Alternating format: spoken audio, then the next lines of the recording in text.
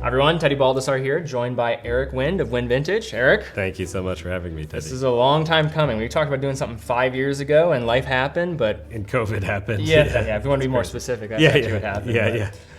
So the task here, I asked you, because vintage has become this wild animal in the last decade. And there's been so much that's been fixated on the hype culture around vintage, where I think there's been a lot of people that, if they're just looking at vintage for the first time, it's intimidating. Yeah. But I want to try to have a conversation around watches that are maybe not as intimidating. And if you were going to start your journey of vintage, where are some cool places that you can look to express yourself in like an eclectic type of way? So you came with some watches, some great ones at that. But before we look at these, maybe give us some idea around why vintage. Like we talk a lot about more modern watches on this channel. And my pathway actually into collecting was mostly through vintage, but the more I learned about vintage watches, the more you become very scared of wanting to proceed forward because you recognize a lot of people don't know what they're talking about. Exactly. You have just established this reputation as being one of the leaders in vintage watches in the world, and I know I speak for many people when I'm saying that. Why vintage watches? Tell us a little bit more. I love vintage watches because of the stories, the patina, the character, the history of these items. Of course, I love modern watches as well, but for me, my passion really since the early days was learning about vintage watches and really the kind of all the nuances, the history, the character that they possess. Someone who's navigating into vintage for the first time, are there any like just quick hits on just recommendations for them? And we'll share more later in this video, but I'd like to maybe start there too. I always say buy what you know, because if you're just going online and saying, oh, that looks nice and clicking buy, it could be a total Frankenstein, it could be a fake. Don't go for the least expensive of a given watch. Made a mistake on that. There's no such thing as a deal in vintage. We were talking about it beforehand. A deal is just a headache in disguise. Pretty much, yeah. So it's better to buy exactly the best condition of something and understand that it's correct, understand the pros and cons of a given watch versus just thinking that everything you see online is original and untouched, because these things were really tools. So it wasn't a surprise that things got swapped out by the manufacturers, by watchmakers, or modified, or more recently by dealers who might be trying to deceive their buyers into buying something that they think is way more expensive than it was. So you do have to be very careful. So Eric, to start, let's go on the far left here. And this is a watch that represents, I think, a good idea, maybe like a decade ago when people were starting to have this craze of vintage watch collecting. And this was one of the watches they were greeted with because it was such great value, it's different. Now people know it, but I think it's a good talking point for us. This is the pull router, as you say. I've always said pull router. But so did I. The company is restarting. Universal Geneve was purchased by Breitling, and everyone in Europe apparently calls it a pull router. So they're yelling at the Americans on the advisory panel with me not to call it a pull router. These were designed in 1954 by Gerald Genta when he was 23 years old. And the idea was, it was almost kind of a competitor to the Datejust or Oyster Perpetual. It's automatic. It's got a neat inner ring that was designed to make it more waterproof and kind of anti-magnetic, and just a solid watch. This is an early example with a bumper movement, and it was originally sold in Cuba. So I remember when these were a couple $1,000s, you could get a really nice example of these. Like, where's like the market for these now? You could still get a great example for $4,000 to $5,000, depending on the watch and era, everything else. Steel does have a premium to gold-plated, obviously, or gold-capped, but they have solid gold examples as well. Yeah, classic, very clean. The next watch, drastically different in approach. And this is where we go and demonstrate where vintage is this fun exercise where you could try different things. I have no idea what this is. I've never seen this before. Tell us what this is. This is the first one I've had. It's a Juvenia, and the nickname is the protractor watch. It's basically got a ruler, a protractor, and then kind of this double-edged, almost like, scimitar or something. That's the second hand. Famously, Johnny Depp wore one of these on the cover of Esquire. Just an unusual watch. And this brand, tell me a little bit more about this, brand, because I don't think many people are familiar with this. That's kind of the beauty of vintage. There's all kinds of random brands out there that were pretty popular back in the 1940s, 50s, 60s. They made a lot of great chronographs back in the day as well, but they just kind of have been lost to history. Are they a Swiss brand? Is it Swiss? They were Swiss, yeah. Interesting. but just an amazing, interesting watch. And then what would you say for like pricing on this? Like, I mean, I haven't seen that many examples of these. No, you can see them sometimes as low as $4,000, even less sometimes. They had some other ones. This is a little bit more because the condition is so excellent. How do you discover like watches like this? Because I would imagine if you're just stumbling on something, you don't even recognize, like, is this even real? Like, what am I looking at? Like, how do you find documentation, like, especially for smaller brands like this, to obtain whether or not it's like real? What is it? Like, how do you learn? It's you have to put on your historian hat a little bit, and you can look up old ads. We are constantly looking in old newspaper databases and magazines, looking at ads, because that shows what these watches looked like back in the day. Moving along here to some dive watches, let's start with one that's from a brand that we were talking about beforehand. Would love to see like just more attention go to this brand, Enicar. This is a compressor, super compressor style case, correct? Yep, exactly. It's a very cool dive watch. A lot of people wore these back in the 1960s, including Alain Delon. It was basically designed to be the ultimate dive watch at that time, kind of a competitor of the Submariner. And I just think it's such a cool watch with the orange accents. It's really neat. The bracelet, everything else. Is this an EPSA case? Okay. Exactly. Yeah, Irvin Piquerez SA. That's something that when you get into vintage watches, you see that EPSA, as we call it for short, made cases for all different brands. JLC, Baume & Mercier, Buettner have it, Buettner, Heuer, all these different brands. And you can kind of find value in pursuing their cases with other brands as well. But, the Polaris was basically a similar dive watch, but with an alarm by JLC. Those can be $30,000 plus, but then you could have the Enicar for $5,000-$6,000 basically. And these are really neat. I also just love it's like the logo of this brand, and then it was like the Racine family, right? Yeah, just exactly. In reverse, the member of the Racine family wasn't allowed to use the name, so he flipped it backwards, and that's how it came up with Enicar. And then super compressor, like EPSA, they came up with a case concept where it was a spring-loaded back for the case that would allow the seal, and it would, as you would go down, it would create a tighter seal, using the water as its own resistance to its ability to keep out water. Yeah, and Irvin had over 1,000 patents. It was incredible, and I think he had like 1,000 people working for him at one point in the 1960s. Just an incredible brand. Yeah, and this is a brand you typically don't associate when you talk about EPSA cases, think like maybe Longines, JLC, things like that. Yeah, exactly. But this is a brand that was among the most using those cases. Yeah, all their kind of Sherpa watches used EPSA cases, so they're really solid, robust watches. Speaking of solid and robust watches, we have a Willard here. Yeah. I think people that watch this channel are very familiar with this, but feel free to tell us a little bit more about it. Yeah, I mean, certainly vintage Seiko is an incredible area, these vintage sports watches of value. This one is nicknamed the Captain Willard because Martin Sheen's character in Apocalypse Now wore one of these. It was kind of not period correct because it came a few years after the end of the Vietnam War, but close enough.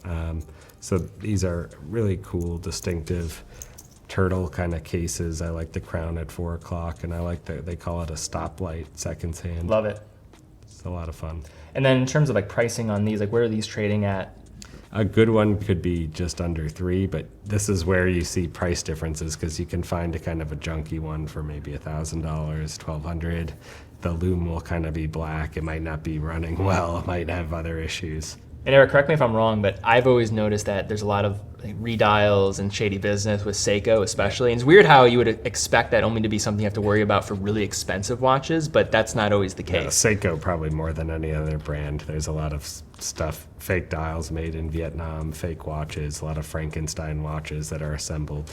So you have to be very careful with it. What are some of the steps that you can do to manage that when you're like looking at an example of a watch online? Like what would you just give as a recommendation to somebody? I would buy the seller, so you've got to trust who you're buying it from. I would be very careful about just buying it from someone random online. It's better to buy it from someone who knows what they're selling and then study what the specifics are of that watch and make sure it's correct. Mm-hmm.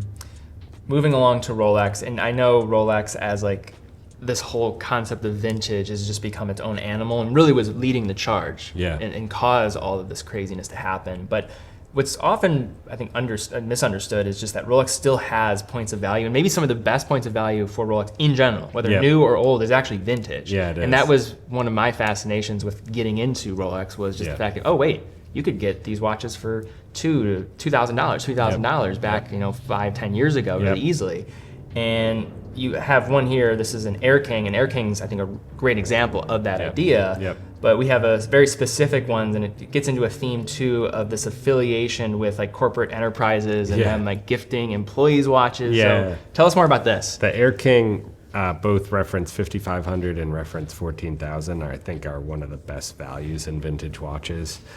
They wear well. The lug to lug is a little bit longer than you normally see. We typically sell great unpolished Air Kings for just over $4,000. Which is fantastic. Nice. And those like 34 millimeter cases, and they don't wear it. No, they wear bigger. You can do anything with it. They're super robust cases, sapphire crystal, etc. This one was made for Winn-Dixie, the famous grocery store in the South, and was given to a gentleman for 10 years of working there in the maintenance department. So it's pretty funny. It's a great story. I think the famous example of this is like the Domino's, Rolexes, and it's like a certain amount of sales in like a week, and then that's and where the franchise owners could get it $20,000 plus in a week. Do you know if that's still like a thing that Rolex does, or they don't do the corporate dials anymore? Domino's now does Omega Speedmasters for their employees. Okay, I didn't know that. But basically, they stopped doing the corporate dials around 2002. So I like those.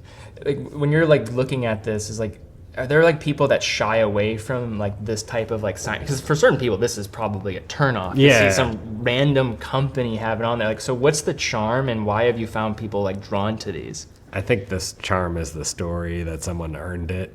In the past, these were almost the most difficult Rolex watches to sell and the least expensive. You could find a Domino's Air King for $1,500, but dealers would take the dials out, reprint them, put in other dials, etc., polish off the engraving on the case back, and then it suddenly kind of caught fire in the collector community, and they've sold for over $20,000 at auction for the Domino's models. Two watches here from Breitling. One doesn't look like it would be from Breitling. Tell us a little bit more about these. Maybe we start with this one that doesn't even have a Breitling logo on it. Yeah, the Top Time, I think, is really a classic chronograph. These had a pretty robust, what they call the long playing movement, so it would have a pretty long power reserve. You feel like you're winding it forever when you're winding it. It's got a little bit of that kind of vintage Rolex Daytona look, but is obviously a lot less expensive. This particular example was for the Swedish telecom company. So again, kind of one of those random watches. You wouldn't know what it was necessarily, but it's exactly the same as a Top Time. It just has the different logo at 12 o'clock. And Top Time have always been like that great entry point in vintage for Breitling. And even back in the day, that was part of like the core identity of the Top Time. It was made for like a younger clientele, and even to this point, like I would imagine this is, what is this, $5,000 to $7,000 probably? Yeah, exactly. This range? Yep. It's very nice. And then down here, another Breitling, but something a little bit more probably emblematic of what we typically associate. This is a chronomat, which they came out with in the early 1940s, and these were the first watches with the slide rule bezel. They basically took this design and made the Navitimer in the 1950s with this slide rule, so you could make calculations while you were flying your plane, calculating how much distance you had left based on the gasoline, etc. Very interesting, and also pretty reasonable watches. Which is remarkable too, considering that you see the tie-ins for this. Like the chronomat now, I think we consider it like that 1984 design with like the Rouleau bracelet. Yeah. But like this was the original form of the chronomat back in the 1940s. Yep. And you look at this and it looks like a Navitimer. It does, yeah, it does. It's crazy. Yeah, and it predates it by a whole decade too. Yeah, so, exactly. Interesting. Next two watches, probably the two most recognizable alarm watches ever. Yes, yeah, and alarm watches are fun because you get a little bit of a party trick that can scare people as well. Scaring is actually probably an accurate word. Yeah. It's not a pleasant sound. No. This is a Vulcain cricket, which was kind of the original wrist-worn, basically the original wrist-worn watch. And very loud, very cool. And then the Memovox came out shortly thereafter. This is a great example as well. An early Memovox from Jaeger LeCoultre, or JLC as we mostly say. So in terms of like collectability for both of these, like the Vulcain probably be more of an approachable place to start. Yep. Like I've seen Vulcains, you can get a nice cricket for like a few grand, right? Yep. Yeah, for sure. Typically under $3,000, sometimes under $2,000.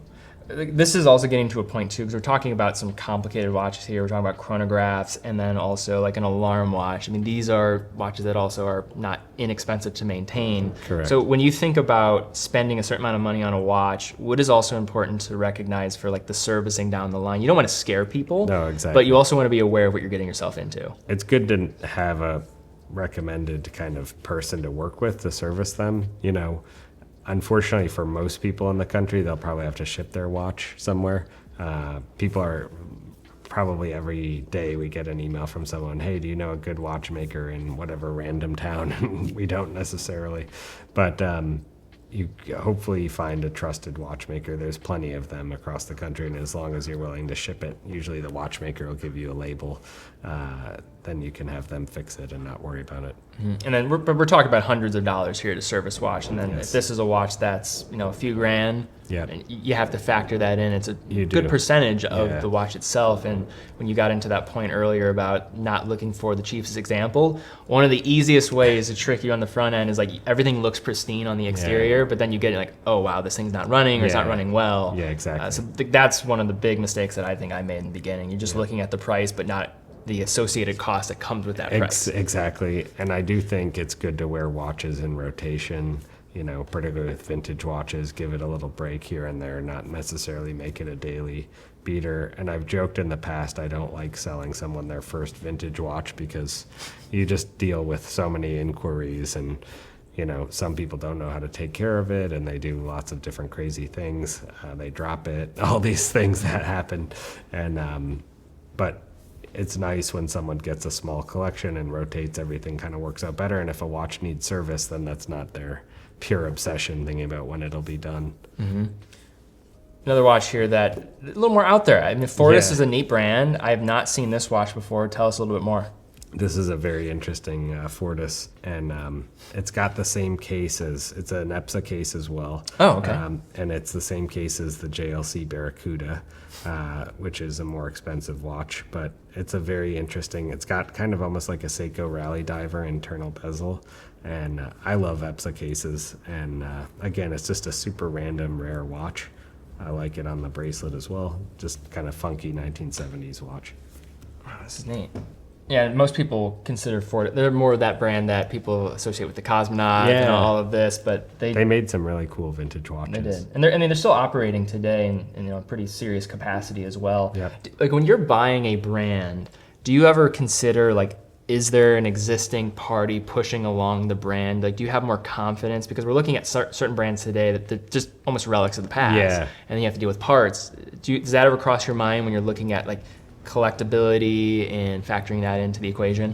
If there is an existing, there's always a conversation between vintage and modern. So if you have a brand that's got marketing dollars behind it and people are familiar with, it's probably easier to sell a watch like that than a Juvenia, which is essentially dead, or Enicar, which is essentially a Chinese cheap watch company today.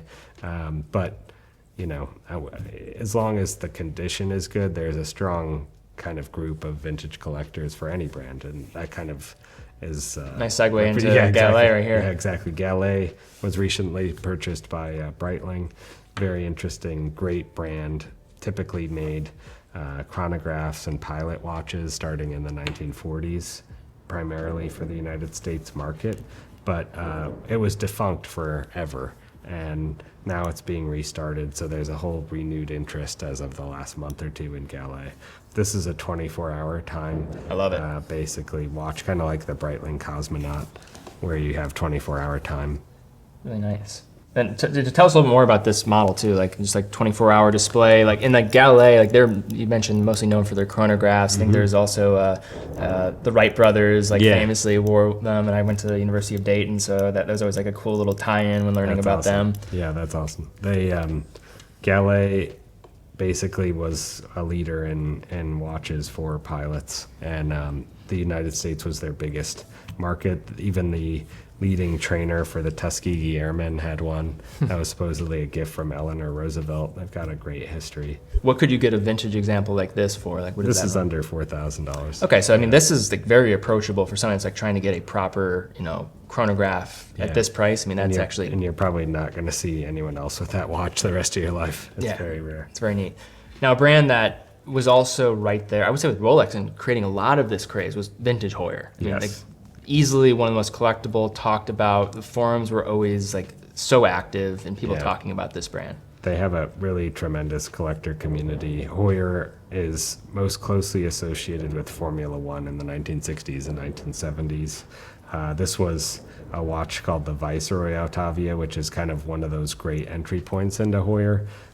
These were sold to people who bought a carton of Viceroy cigarettes, and they could different time. Yeah, they could basically send in the carton coupon and $88 and get this watch in the early 1970s. I don't smoke, but that has me tempted now. Yeah, exactly. So they're very wearable, very nice size. I mean, one issue a lot of people have with vintage watches, particularly if they have a bigger wrist, is that they say the watches are too small. They need 40 plus. This is 42. It wears really, really well. I don't think someone with a smaller wrist needs to be afraid of it necessarily, because it doesn't have a super long lug to lug, but it's got a very strong wrist presence. So that's, I think, one of the also great buys in the world of vintage watches. So Eric, before we wrap up here, like, there any other just recommendations that you would have for somebody? Like, one thing that I've noticed too is that it's so like overwhelming at times to just get into this game that I found it's easier to identify first what you like, find the brands that you appreciate, and then go a little deeper into those areas first, because you're a historian here. You have to play that game. It's like collecting a normal contemporary watch versus a vintage watch. It's like saying that I play the bass, now I can play electric guitar. Yeah, exactly. It is different. Yes, yeah, it's true. I think it's, first of all, you got to figure out what you like to wear, because like I said, someone who's got a big wrist might not enjoy wearing a 33, 34 millimeter kind of dress watch with thin lugs. So you got to figure out what kind of fits your lifestyle and what you enjoy wearing, because it's not really that fun to have a big collection and never wear it. So hopefully it's something you enjoy wearing. Second, it is good to kind of focus on understanding what you like. In the past, I would say vintage watch collectors used to just focus on one brand. The younger generation likes to have kind of a broad example of things, whether it's a Zenith or an Enicar or things like that, which is okay.